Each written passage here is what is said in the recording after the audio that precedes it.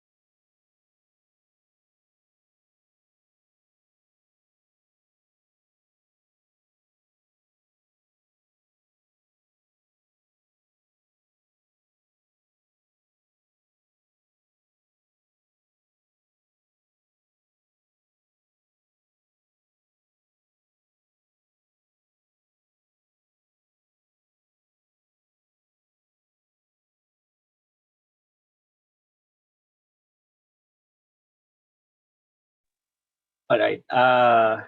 Magandang umaga sa inyong lahat. I'm on live. Para akong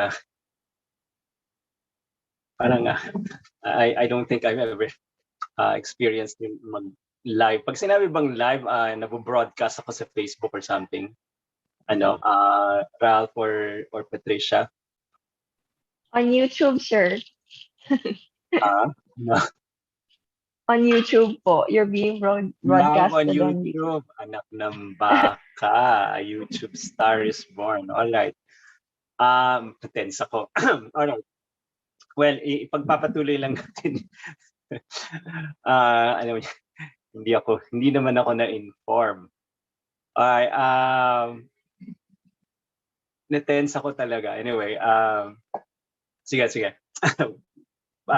Umpisa muna natin siguro we're talking about a little bit of yung ating mga napag-usapan noong nakaraan. Una yung exam nyo, base doon sa mga feedback and all, mukhang mag-uumpisa ang exam nyo. It's the same dates, no? Saturday pa din siya pero mapapaaga, 12:30 na.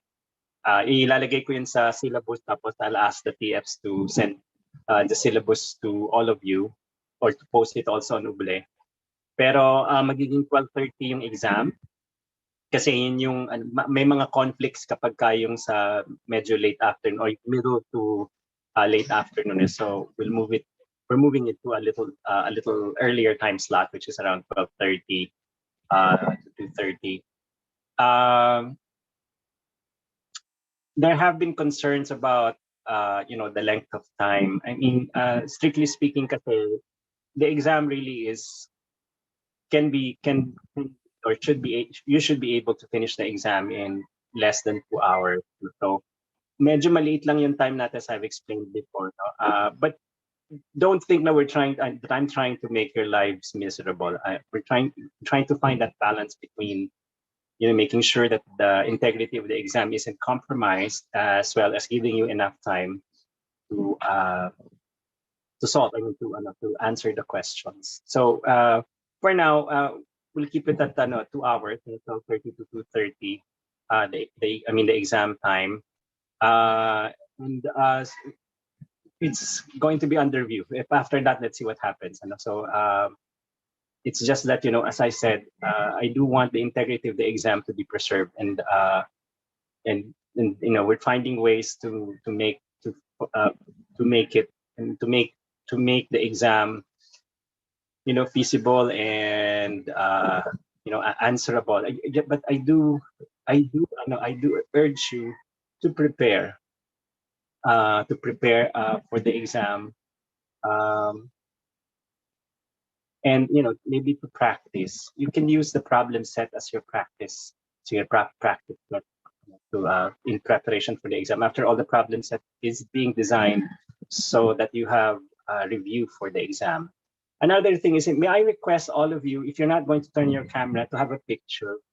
I probably will never meet you in person ever, but at least when I see you on the corridor or maybe on the street, I'll be able to say, parang na-recognize ko yata yan. So there's so many of you, but a lot of you also don't have pictures. So if you're not going to turn your camera, and most of you probably won't, but please do have a picture so I know what you look like. Okay, I do enjoy looking at pictures.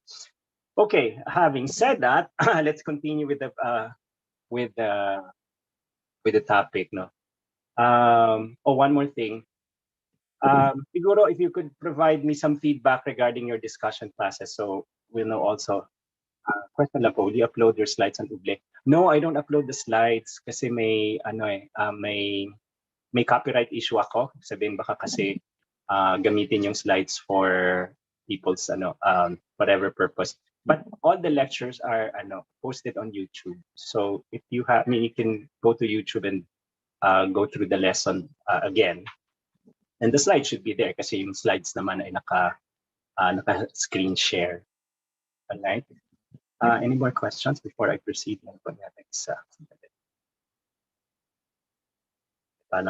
You're welcome. Okay, so if give me feedback also on your discussion classes. I mean, it's also to help the teaching fellows track the progress of the student. So parang we know where you're having difficulty with. Now, the teaching fellows are committed to help you understand because as we talked about amongst ourselves, and this is a class. Well, the material, the basic material isn't difficult to grasp, but the models might be. Um, but we're not going to use math naman, ano, that would be an added layer of difficulty. So it's really a question of wrapping your head around the concepts. Kasi a lot of the things we're going to talk about are logical. So hindi naman siya lilihis doon sa pangunawa ng isang, I guess, ng isang pangkaraniwang tao. So kaya lang siguro yung mga maaring bago yung pagkapangalan, bago yung pangalan, etc. But ask for examples, ask your TFs for examples and to illustrate the concepts. Katulad halimbawa nung ating usapan sa umpisa ng klase nung ano ba ang economics.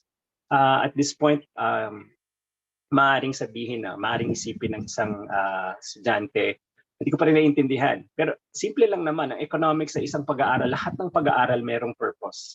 Okay, whether it's engineering, science, etc., lahat yan may purpose.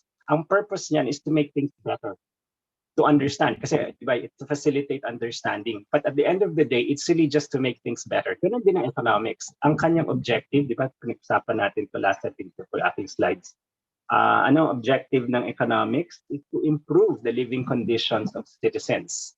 It is still about making things better. But how does it approach improving the living conditions of citizens? By trying to map out what will happen if there is a policy. What if there's an increase in tax? Economics is useful. February 15 lecture is not on YouTube yet. What's that last Thursday? I'll make sure that the lecture is on YouTube. Okay. I want to make sure, Patricia, we are being recorded, diba? This has to be uploaded on YouTube. Patricia. Yes, sir. We are. Okay. Yes, sir. We are being recorded po. Okay. So. The lecture last time was also in YouTube na po, sir. Nasa YouTube It's posted na po. Mm-hmm. Okay. So Kenneth, nasa na daw siya, Okay.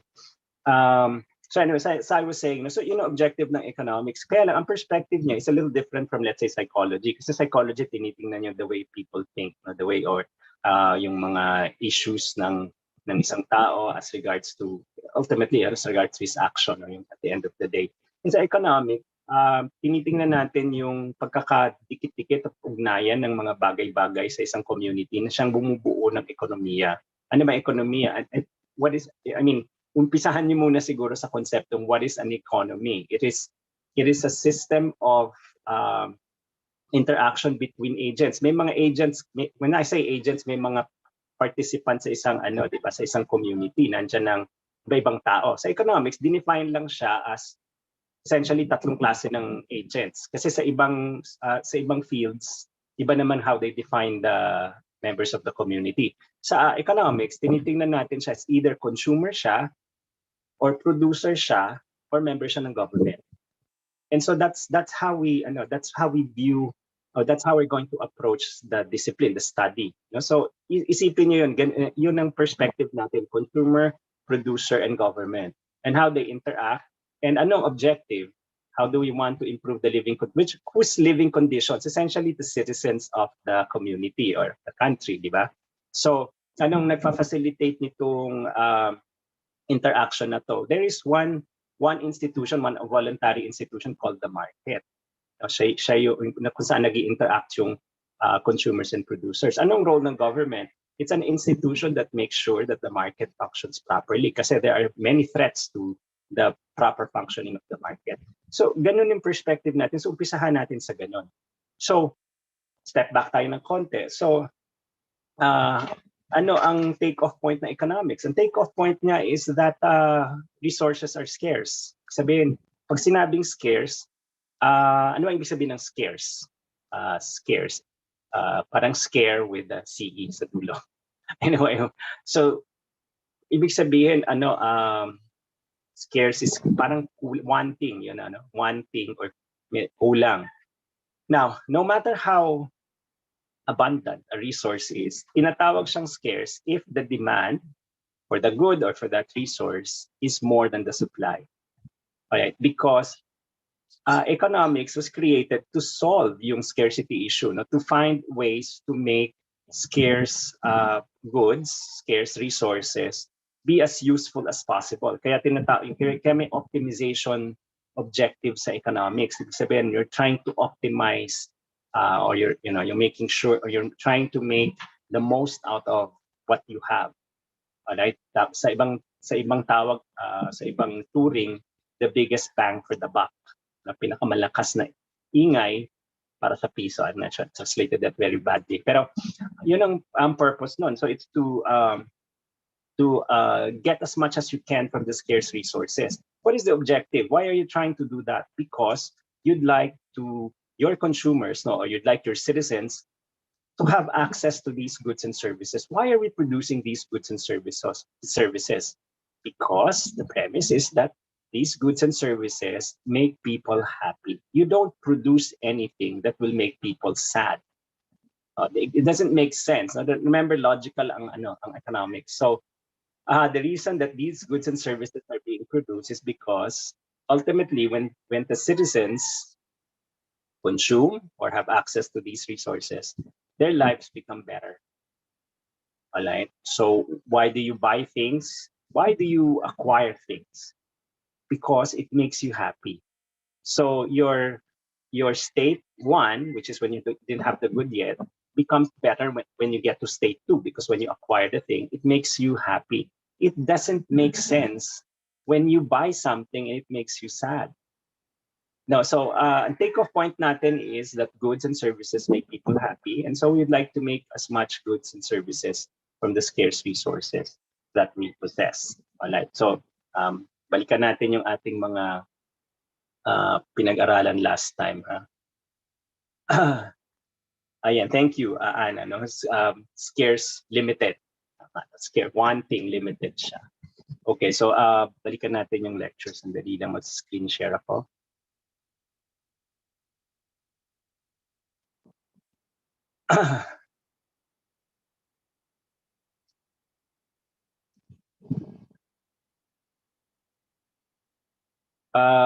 Please let me know kung nakikita niyo yung screen kasi I'm having difficult time making. Sir.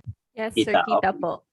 Excellent. Alright, so balikan natin quickly yung pinag-usapan natin last time. No? So the 3 questions that economics answers. So in order to organize the study of economics, sabi nga, the goal of economics is to improve the living conditions of citizens, di ba? So yun ang goal.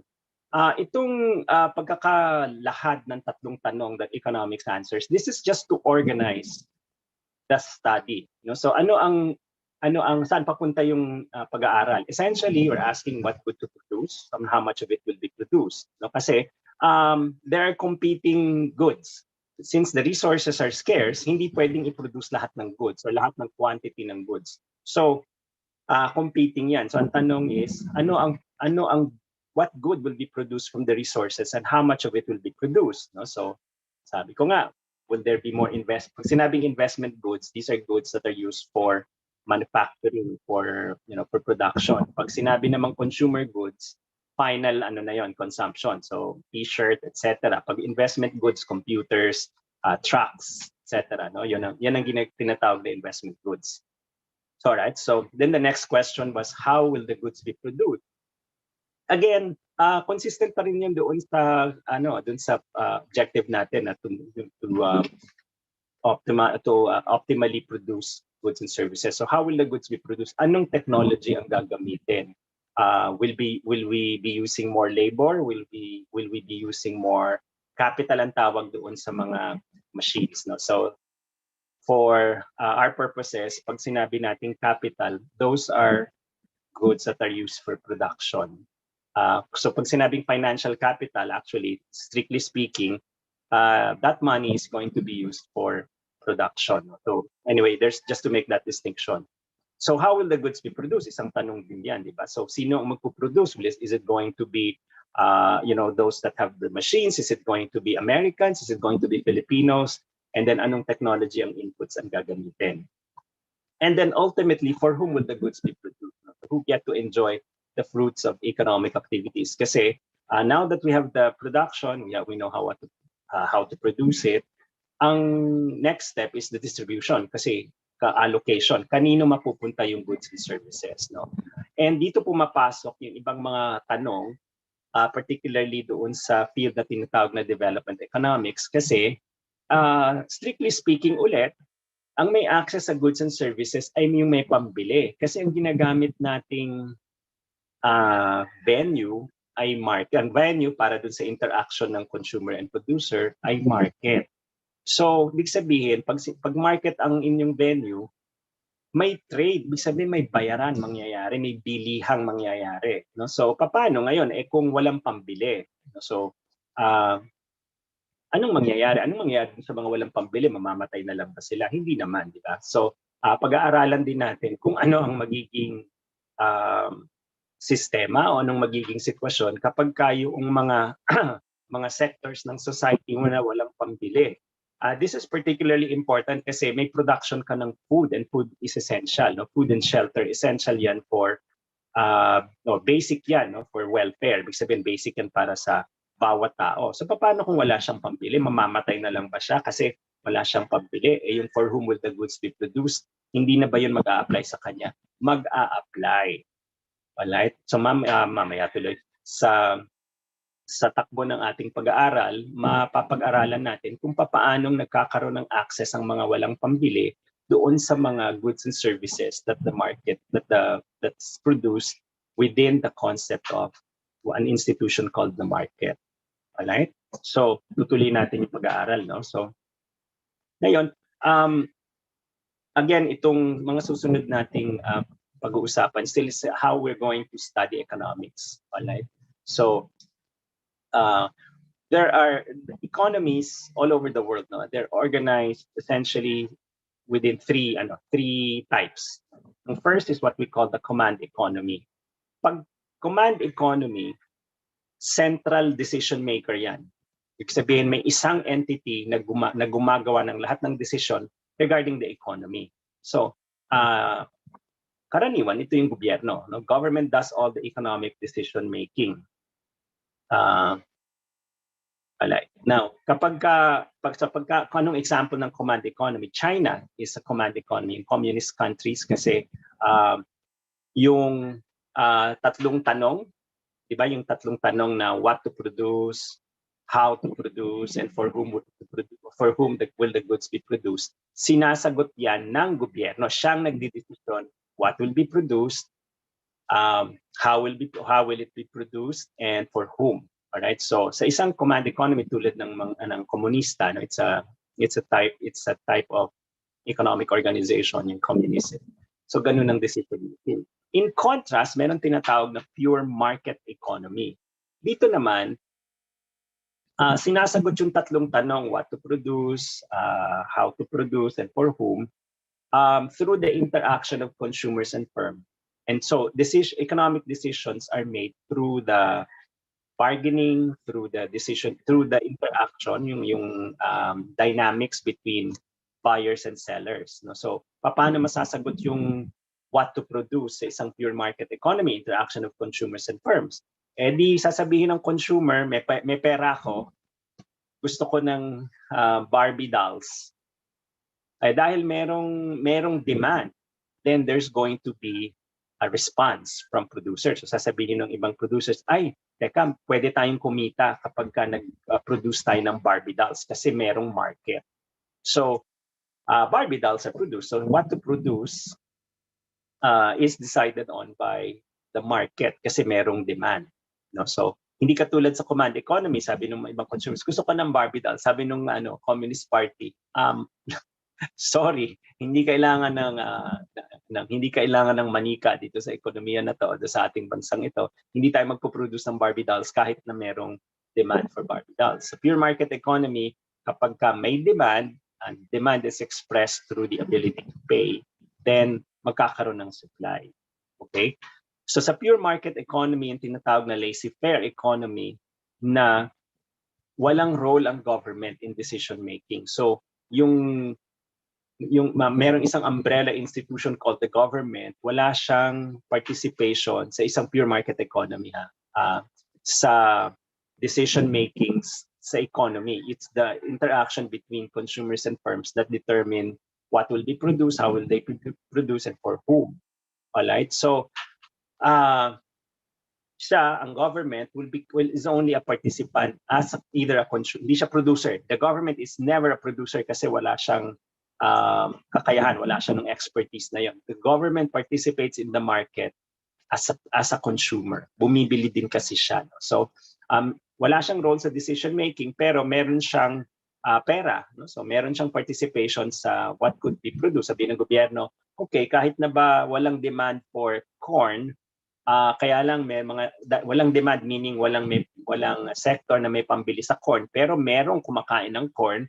Therefore, ako bilang gobyerno na maraming pera will signal the market and say, I want to buy corn.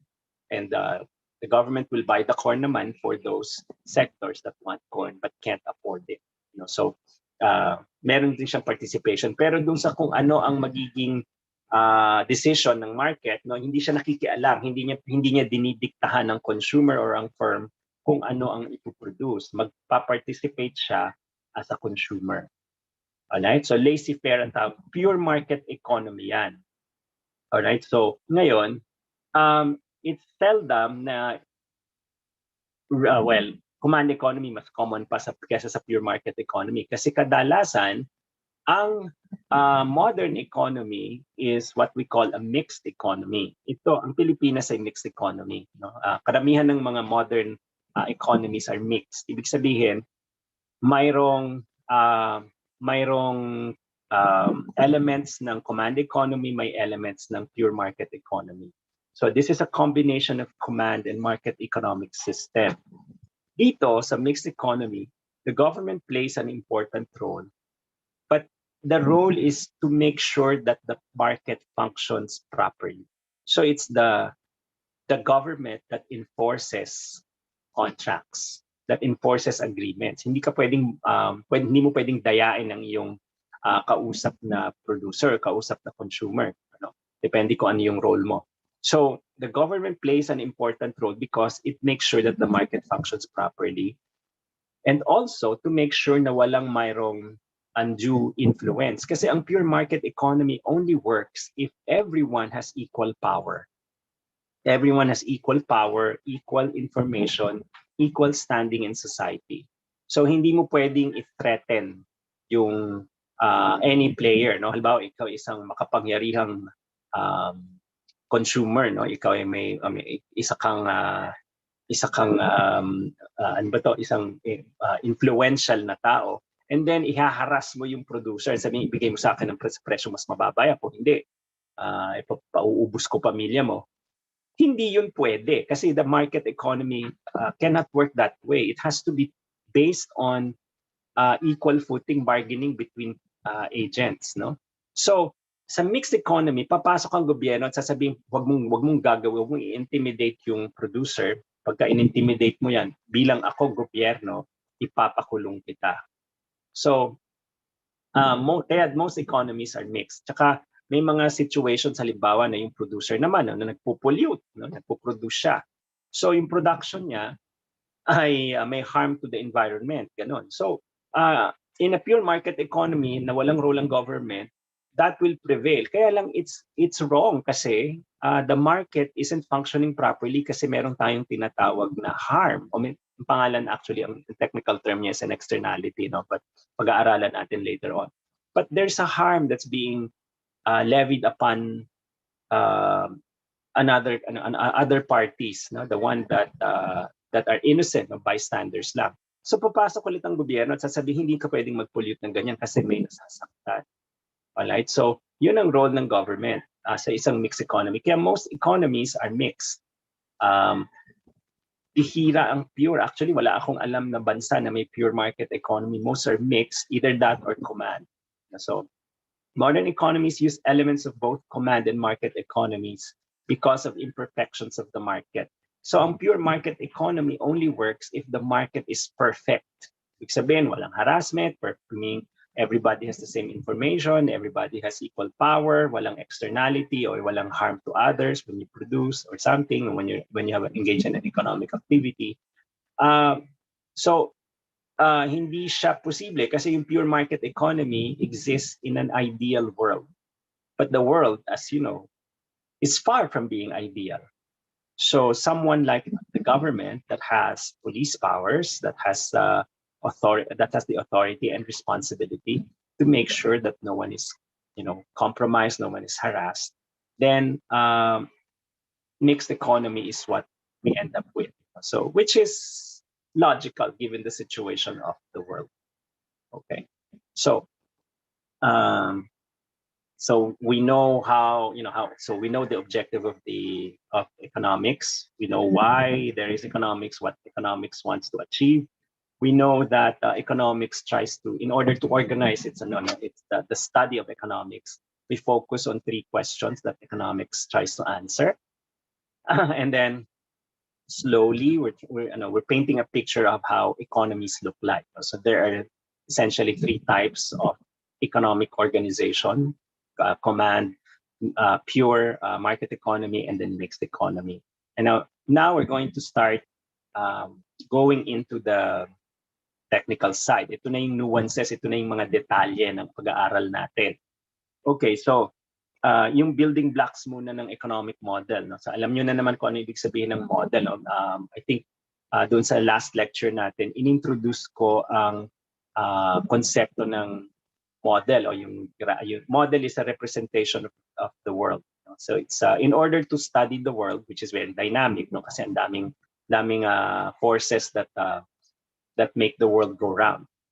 But you can't study that's moving. Parang moving target siya. Kapag gumagalaw ng gumagalaw, paano mo maiintindihan? Galaw nga ng galaw. So hindi mo ma-determine. Halimbawa, if A affects B, if B affects C, galaw ng galaw yung ang mundo. So in order to help us understand how the world works, we create models wherein we confine it to a certain number of conditions. So yung model natin pwedeng graph, pwedeng math o mathematical equation, pwede rin namang diagram.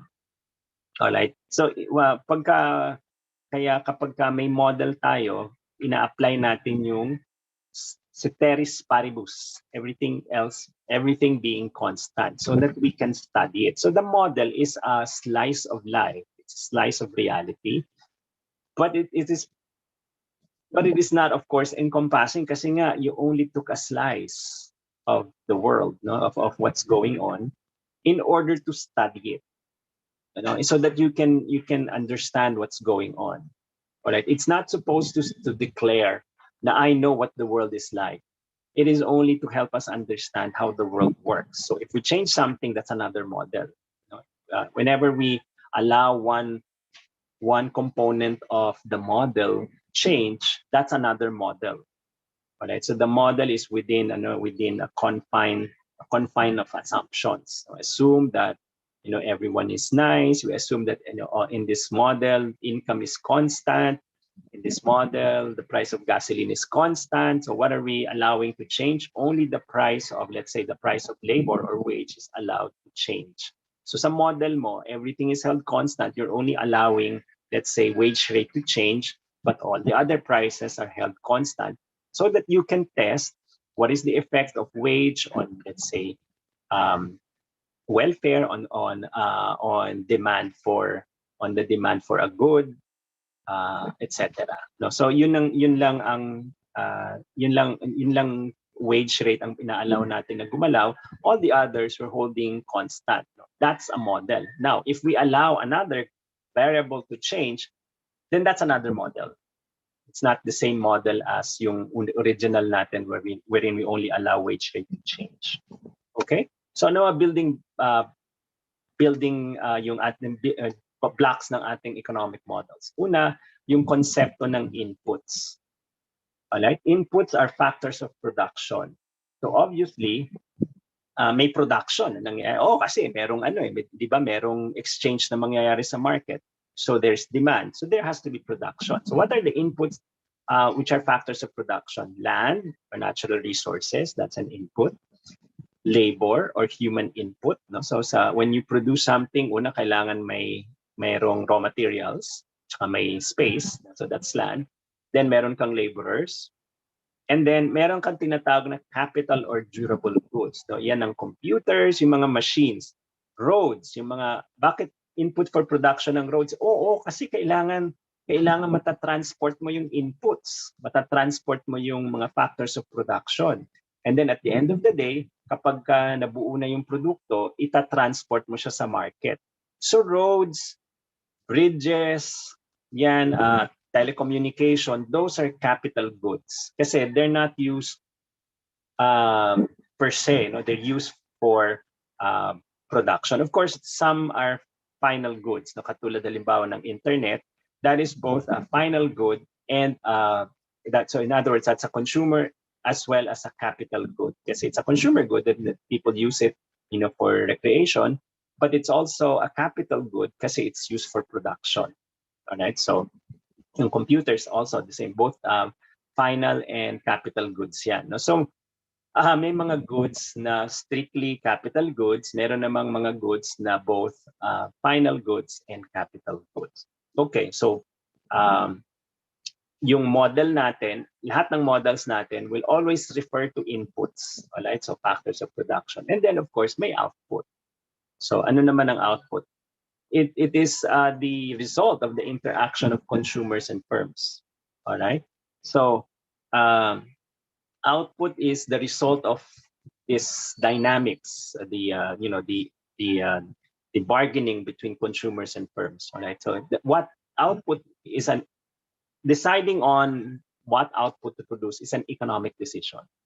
At the end of the discussion, there's going to be a decision on what output will be produced. The products that result from the systematic and output is the product that results from the systematic and purposive combining of inputs. So institutionally, an output is defined to be the conclusion of the interaction of consumers and firms. On the technical side naman, an output is the result of the purposive combining, ibig sabihin yung pagsasama-sama ng mga inputs. That's an output. Alright? So dalawa ang perspective para sa output. It is the result of an economic decision between, as a result of the discussion between buyers and sellers. And then from the technical side, an output is the purposive and systematic result of combining inputs. Okay? All right. So from the concept ng input and output, I will now introduce you to your very first model, which is called the Production Possibilities Frontier or PPF. All right. So tandaan nyo, no? Meron tayong konsepto ng input, meron tayong konsepto ng output. So ano sinasabi natin? Pag may input ka, magkaka-output ka. Alright? Pero anong output, what type of output will be produced is a result of the interaction or the decision-making between buyers and sellers. Alright? Pero once that's made, then you now source inputs, you apply technology, and now you'll come up with an output. Okay, so given these concepts, the first model we'll look at is called the PPF, or the Production Possibilities Frontier. What is it? It is the graphical representation of the relationship between the maximum amount of goods that can be produced by society and the resources and existing technology used to produce the goods. Remember, a model is a slice of life or a slice of reality. So what is the PPF? From the name, Production Possibilities Frontier. So obviously, we have production in this model. Pag sinabing possibilities, what are the possibilities to produce? Pag sinabing frontier, ano bang implication kapag may frontier? It's the limit, it's the end. Hanggang dun lang. Alright? So a PPF is the graphical relationship between the maximum amount, hanggang dun lang, maximum amount na kasi, that can be produced by society, given the resources that society possesses and the existing technology that that society uses.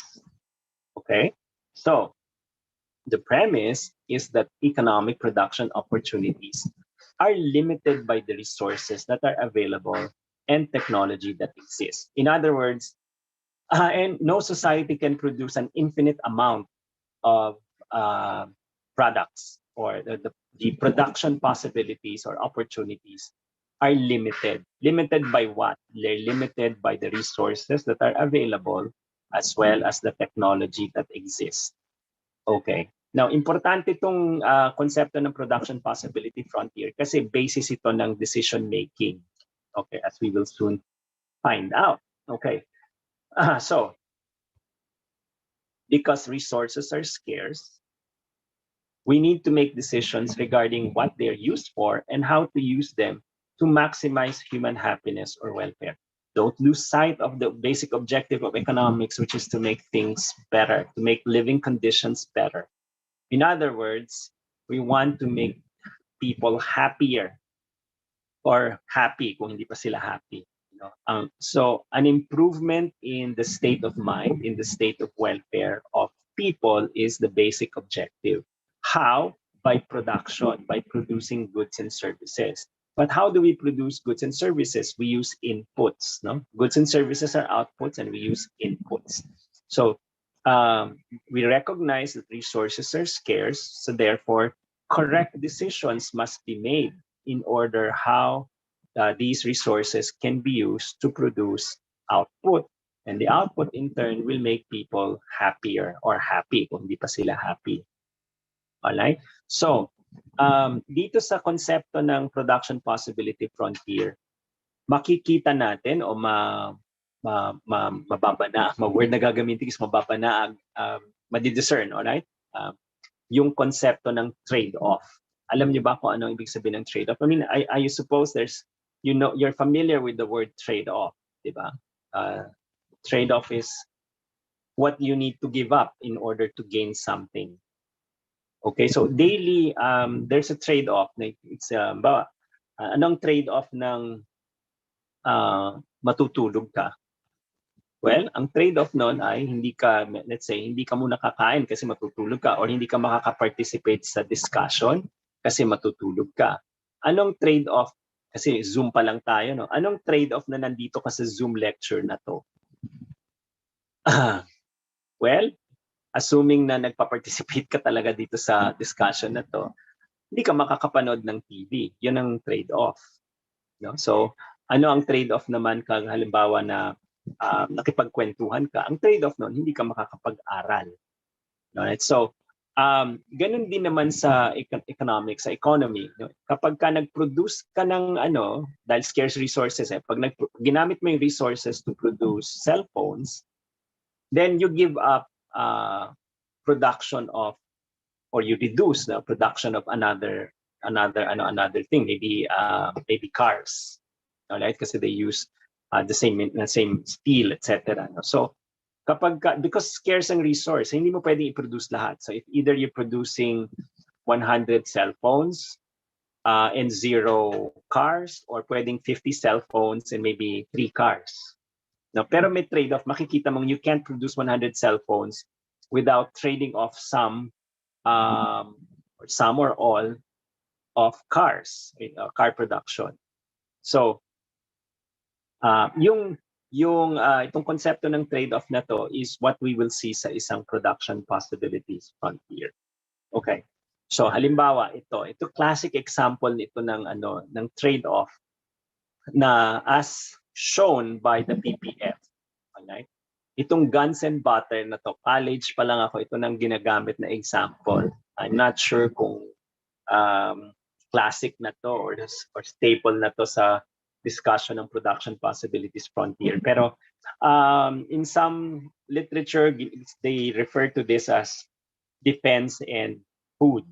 So the resources of a country are used to either produce food or to produce, let's say, tanks, para may contrast, food and defense. So sa ating example, it's butter and guns, or guns and butter. So, ang choices mo, since you have resources, you can have choice A. Kapag choice A, you will have 0 butter, because you use all of your resources to produce guns. And then you'll have 15 guns, 15 units of guns, or 15 pieces of guns. Ganyan. Or you can have choice B, wherein you have 1 unit of food, maybe one sack of, let's say, rice. One sack of rice, and the kilograms pala to. So 1 kilo of rice. And makikita nyo doon naman sa guns, bumaba yung production ng guns kasi you used some of the resources to produce rice. So 14 guns na lang. Then you have choice C, wherein you now have produced 2 kilograms of butter.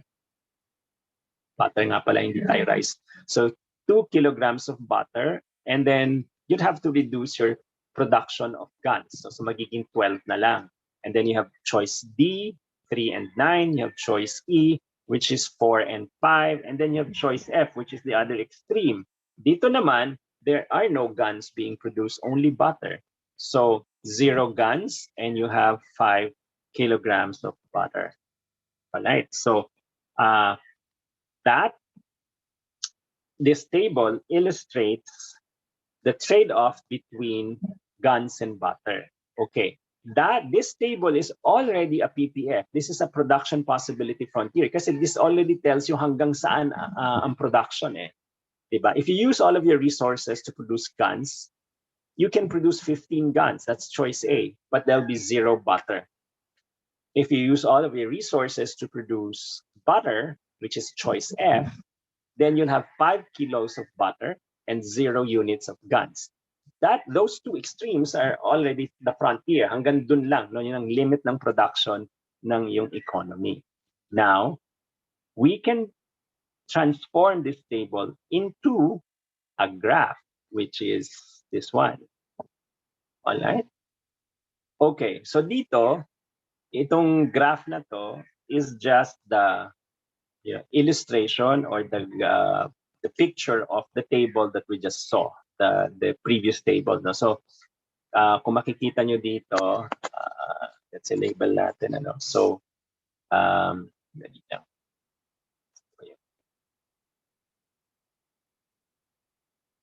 yan. So itong ano na to, what is that what is that intercept? Ito butter, no? So kilograms. So dito sa point na to, makikita niyo doon sa sa dinodrawing ko. What does that tell you? That's how many butter is being produced at that point. It will be, anyone? 0. 0, sir. 0, right. So therefore, according to the table, this must be 15. A. Right. Diba? Kasi 0 butter yan. And on the other extreme, this one, yan naman yung reverse. This time, there is 0 guns. And so you have the maximum amount of butter, which is 5 kilos. So 5 kilos, ito yung table natin, yung nauna, no? Yung kaninang pinakita ko. So this itong ano na to, itong curve na to, alright, is your production possibility frontier. Alright? So lahat ng points dito, lahat ng points, no? Dito sa ano na to, linisin nga natin. Alright? Lahat ng points dyan, yan, they represent trade-offs. Alright? They represent points on the table, points represented by the table that we just looked at. So itong curve na yan represents a frontier. Hanggang dyan lang ang pwedeng i-produce ng economy. Maximum amount. Alright? So ibig sabihin, yan ang frontier, yan ang production possibilities frontier. Now, meron tayong reference, no, na dito sa dito sa frontier na to, andun natin lahat para maging malinis. Erase na lang natin para mabilis. Alright, ayaw siyang ma-erase. Clear. O yan, clear. Okay. So ngayon, itong any point dito sa ano na to, sa upper portion nitong frontier na to is not feasible. hindi pwedeng ma-attain yan kasi lagpas na yan sa resources ng economy, resources ng society. Kaya itong any area, no? So, clear natin. Kaya itong point A, which is located above the production possibilities frontier, is referred to as infeasible. Kasi hindi siya pwedeng abutin, hindi siya pwedeng ma-attain dahil lagpas na yan doon sa resources and technology that this economy can produce. Alright? So dalawang bagay ang tatandaan nyo that determines yung production possibilities frontier. Yung amount of raw materials or inputs. That's one. The other is your technology. These two determine how far your production possibilities frontier will take you. So point A is above the production possibilities frontier. Kaya infeasible siya. That's not attainable. On the other hand, point B is referred to as inefficient. Let's say this one. No? Let's say point B is this one. This one, this point. Bakit siya inefficient? Kasi the economy, the society can produce more. In other words, merong resources na hindi nagagamit or technology is not being utilized to its full capacity. Kasi you're only able to produce this much guns and this much butter.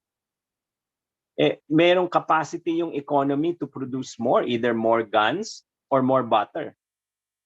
Diba? So pwede siyang pwede mo pang i-utilize yung resources mo to produce more guns or to produce more butter if you're at that point. So hindi siya efficient. That's why point B is referred to as inefficient. Point A, on the other hand, is referred to as infeasible. All right? So, given that,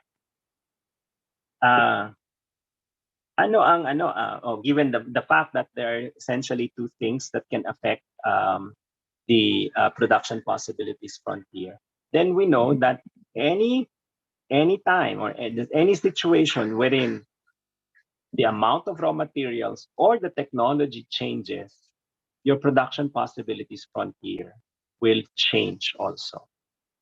Okay? So, halimbawa, ano bang mga raw materials? Halimbawa, this is guns and butter, no? So, ang production mo siguro dito, mga baka na pwedeng gawing baril. Alright, siguro, halimbawa, or mineral, sorry, mari pa yung mga minerals, no? Steel, halimbawa, no? Mga may maximum amount, ang steel kasi it's a exhaustible resource. Ibig sabihin, hindi na siya dumadami pa, no? So, minimina yan So kung ano na yung supply natin ng steel, yun na yun. So ganun din naman halimbawa sa production ng butter, baka sa production pwedeng gamitin sa production ng butter. Let's say siguro yung capital equipment na kung saan gagamitin mo yung steel. Tapos may technology ka. Let's say ang technology natin ay let's say inadapt natin from Japan halimbawa. So it's a fixed type of technology. Technology in very simple terms is just, in simple definition, it's just a way of doing things. It's a technical way of doing things. So it's how you combine your inputs given your machines. Alright, so may certain level of technology that's contained in a machine. So halimbawa, nagkaroon ka nakadiskubre ng bagong mina ng bakal sa Pilipinas. That will change the amount of raw materials, diba? Nakalista dito yung raw materials, yung amount of raw materials is one of the two factors that will determine the shape and extent of your production possibilities frontier. So kung ba nakadiskubre ng bagong mina, bagong source ng bakal, then what will happen to your production possibilities frontier? Anyone? Kapag nagkaroon ng bagong discovery ng bakal sa Pilipinas, what will happen to your production possibilities frontier? Shift up. Shifts Shift out. outward. So shift to the right, sir. Correct. It will shift to the right. All right? So for both. So posible yan. What if biglang nagkaroon ng mga spacemen, may dumating ng mga aliens, may dala-dala silang bagong technology na mas maganda, mas efficient. Then your second factor, which is technology, this side, is now going to change. And the effect is similar to the first example that we had. So your production possibilities frontier will also shift. Now,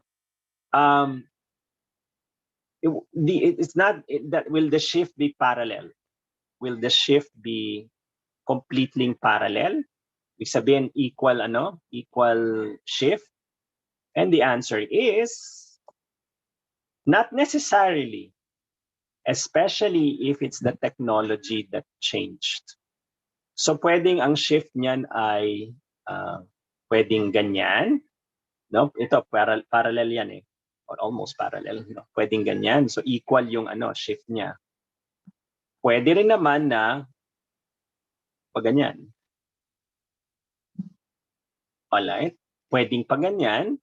So ibig sabihin hindi yung shift did not cause, or the change in technology or the change in inputs did not result in a parallel shifting of the PPF, but rather a pivot. No, so maaaring nag-pivot siya palabas dito, mas malaki yung shift dito. The new technology favors more production of butter. Alright? So ibig sabihin mas naging efficient yung economy in the production of butter, but not too efficient or not drastically efficient sa pag-produce ng guns. So therefore, there will be more butter that will be produced with the new technology. Diba? Or let's say the new input is something that's used more for butter than for guns. And let's say ang dumaming input pala ay you can now produce, halimbawa, no? You can bagong input na dumami ay let's say more milk. Let's just pretend that milk is also produced. It's also used in the production of guns. Obviously, guns will not use a lot of milk, but butter will.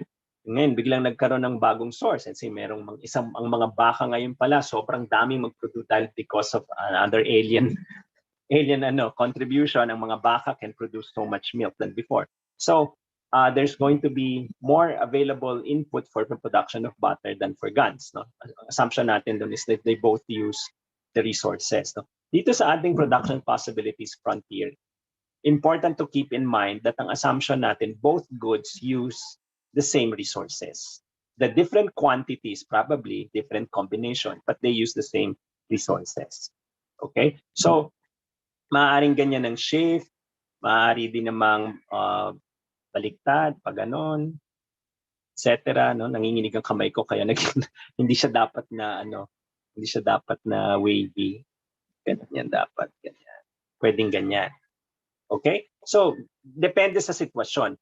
Now, ang kailangan nyong matutunan is to be able to discern kung anong klase ng shift. Given halimbawa sa exam, no? Kung anong klase ng shift ang mangyayari. Will it be parallel? Will it be a pivot? Etc. Depende. So, kailangan iniintindi nyo yung tanong. Iniintindi nyo yung sitwasyon para makasagot kayo ng tama. In general, kahit na anong analysis ang gawin nyo, dapat ganon. So, yung models na ginagamit natin, when you master these models, it will change the way you think. It will change how you analyze things as well. Okay? So ultimately, the PPF will shift as a result of changes in quantity and quality of resources. So quality is also a factor. Halimbawa, quantity lang dapat, pero ngayon ang quality mas potent yung mga bagong resources. O mas potent yung resources ngayon because of something. Baka nagkaroon ng climate change, nagkaroon ng positive effect. So potent yun.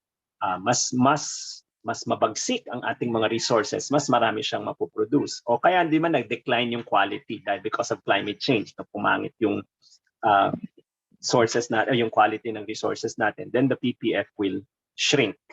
Alright? Changes in technology. Others, no? There could be others that could change the PPF. It leaves you. This is the way out of the model to say that aside from technology and quantity and quality of resources, there are also possible other possible factors that can affect the what do you call this, the shift of the PPF. Okay. Now the question that I propose or I pose: do all countries have the same or identical PPFs? Pare-pareho ba? Ang PPF ba ng Pilipinas is the same as the PPF sa Japan or PPF ng Amerika? And the answer is No, sir. no, exactly. It's no. Ayan, hindi na mabubura kasi kasi mali ako ng ginawa. Anyway, no, kasi ang resources available in the Philippines are different from the resources available in the United States. Ang labor natin ay hindi pare-pareho ng productivity, no? Ang technology na nandito sa Pilipinas ay iba sa technology na ginagamit, let's say, sa Amerika. They are more capital intensive, we are more labor intensive, etc. So it's going to be rare that two countries will have the same PPFs. Now, remember dun sa sinabi ko kanina, there are others. There are potentially other factors that can affect the PPF. And one is culture, the way we do things. May mga pag-aaral na nagsasabing na yung productivity ng isang bansa is partly determined by the culture, the value system of the country. So those are the others. No, those are not the prime movers of PPF, but they are important. Even the way we do business. No, let's say no, pagka-identified, let's say sa mga bansa na magagaling sa entrepreneurship, they are actually, ang production nila is more efficient supposedly because of the way the management style is different. Now, hindi naman yung technology, hindi rin yung input. It's the management style. It's how they do things, so yung management-wise, which is different. And that can also determine the size of the PPF. Okay, so magkakaiba tayo. Iba kultura natin sa mga Amerikano, sa mga Hapon, etc. They're more work-oriented. Tayo, we try to, let's say, strike a balance between personal and work. So there's going to be a difference. Okay? All right. Now, as a final note, before we end, so these are concepts that I need you. We're going to look at concepts that you need to understand as we proceed. Na-introduce ko na kanina yung konsepto ng opportunity cost. So, pag sinabing opportunity cost, the what could have been, na parang ika nga sa pelikula, the what ifs. Alright, so kung sana nagkatuluyan tayo, yun ang opportunity cost. Alright, it is the trade-off. Hindi pwedeng lahat jowain mo, manimimili ka lang. Alright, well, some people do that, and then of course there's a trade-off, yung sanity mo. Alright, so may trade-off is an opportunity. It's the definition of opportunity cost. So technically, opportunity cost is the value of the goods or services that were forgone in favor of another good or service. Alright, so yung konsepto ng opportunity, sometimes kasi pag sinabing cost, and kaya kailangan maintindihan yung konsepto ng opportunity cost, because not all costs are accounting costs. Not all costs are, are due to what you bought, to produce, or what you bought to make something. Some costs are not accounting costs; they are just opportunity costs, but they are still costs. Sa economics kasi, we include both. Sa accounting, hindi. They only include, sa accounting, so yung calculation ng cost, they only include what was purchased and used. Sa economics, we refer to both the actually accounting cost and what's called the opportunity cost. Okay? So next time, may mga iba pang konsepto na pag-aaralan tayo, like efficiency, etc. But read forward, and so that you can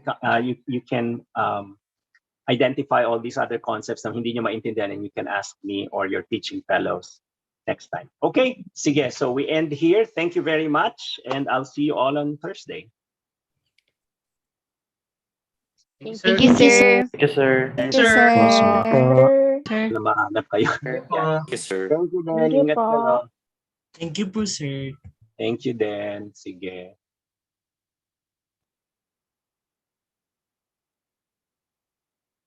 All right. So, thank you, Patricia, Ralph, and Eddie. Is there anything that you think you'd like to raise before we end? Ay, Patricia, yung stream. Yung alin? The stream Bakit? pad. Yung Disconnect stream. muna. Yeah. Okay, sige.